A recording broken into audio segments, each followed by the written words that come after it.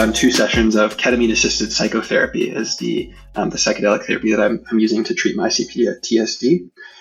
So I brought a mirror and had the intention to have a conversation with myself, because I know where the source of all of that negativity is coming from. There's no one left in, like, I haven't spoken to or seen my dad in 5 years. There's no presence in my life right now that is giving me negativity except for myself. So I brought a mirror and I sat it down and I had a good 25-minute conversation with myself, just staring myself in the eyes and like, what do I need to hear? And there was some tears and there was this overflowing emotion in a wellspring that came up of the criticisms are a form of trying to protect myself.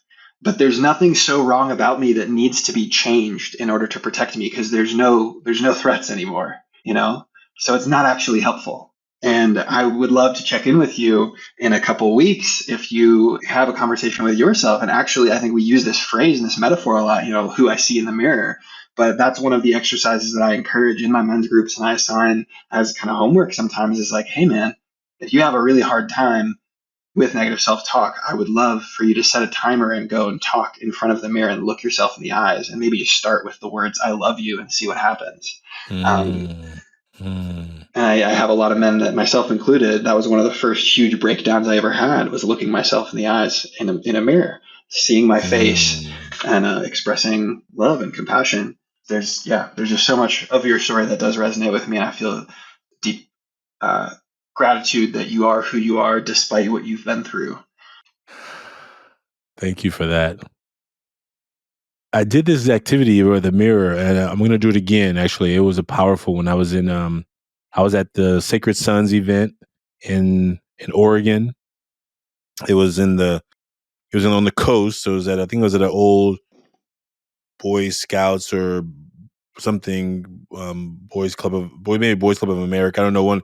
It was one of them owned the site, but we rented it out. So, but it was where it was in the forest, and then you can take this trail down to the ocean. So it was like where the forest meets the ocean, right? Mm-hmm.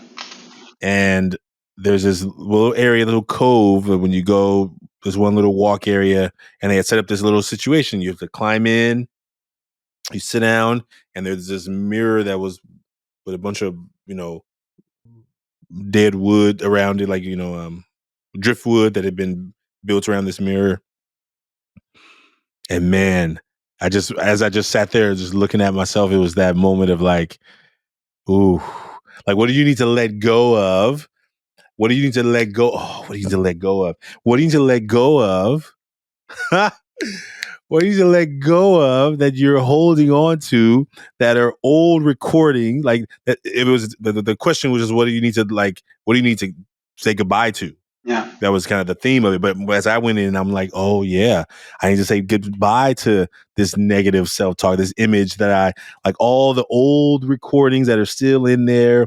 Do I need to get rid of these recordings? How many how many cassette tapes do I just hold on to because of one day they're going to be worth something?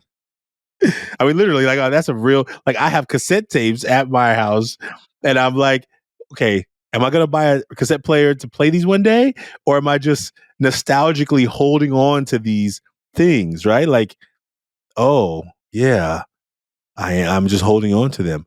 I'm holding on to a lot of stuff, most emotionally and physically. Like I have a room in my home that needs to probably be just emptied.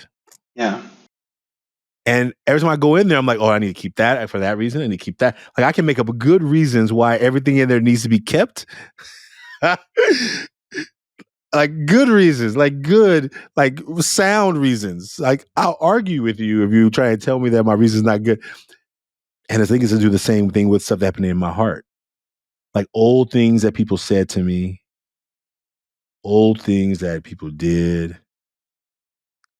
And those recordings are on demand. Sometimes I don't plan them, and sometimes I can pull them. Oh man, I remember that. Oh man, I remember that. And so I think the work that we get to do, that you've chosen to do to help other men, to now be really intentional about helping yourself, to helping the the little boy in you who needed to hear the right words at the right time. And we can't go back and change it. We can just take it from where we are today.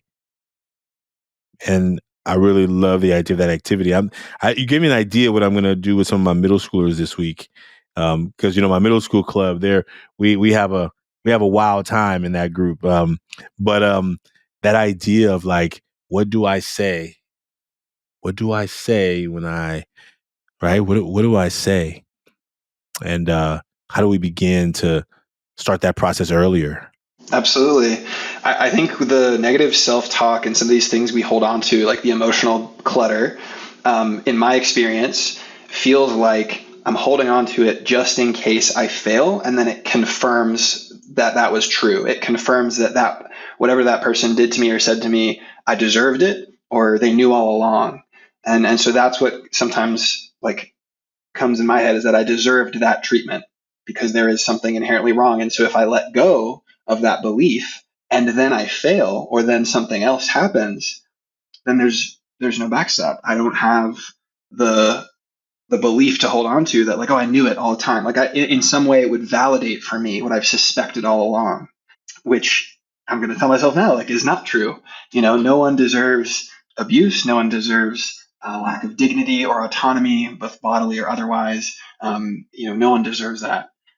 But it's so crazy. I mean, there's researchers far smarter than I, like, Bessel van der Kolk is one of them, Gabor Mate. Like, there's a lot of folks that are preeminent scholars in the trauma research field that can speak to how these things manifest both in our hearts and minds and in our bodies, and how these beliefs, like, we do need them to feel comfortable and safe. But yeah, our work as healers, educators, folks who are trying to break cycles, is also to focus inward and break these cycles of thought within ourselves. And yeah, that's been a big takeaway for me in starting my men's work journey in 2022, was from then to now, is understanding how hypocritical I can be if I have all of these things to recommend to other men, and if I have all of these philosophies and values that I believe would make the world a better place, but I'm so reticent to apply them internally because it's too scary and I don't feel that I'm worthy,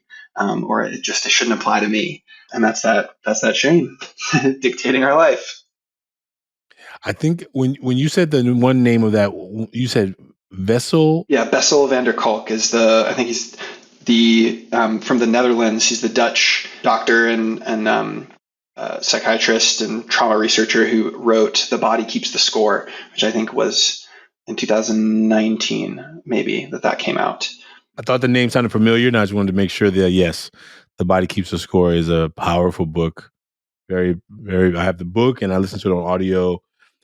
Yeah, powerful. There's another book called I forgot the author, but it's It Didn't Start With You. It Didn't Start With You by Mark Wolin.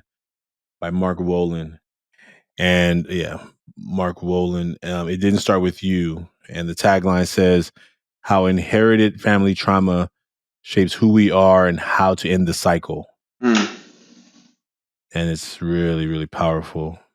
Just really starting to put some words from people who have done the research, right? They've done the studies of what is it. Okay. Oh, what got passed down to me before I was even here? Oh, what got passed down to me chemically in the womb, right? What got passed to me that I didn't have a control over? And then what can I do? And now here's the cards I was dealt. So let me just first rename these are the cards I'm dealt. Now, how do I play these cards, right? Because ultimately, even though some of them I didn't get to choose, I still got to play them. I still got to navigate life with this deck that was handed to me in this city, in this state, in this body, in this, right? I got that. That if you gave me a choice, if you handed me a checklist in the womb and said, "Hey, how you want this life thing to look?" I would have picked many, many different options. You know what I mean?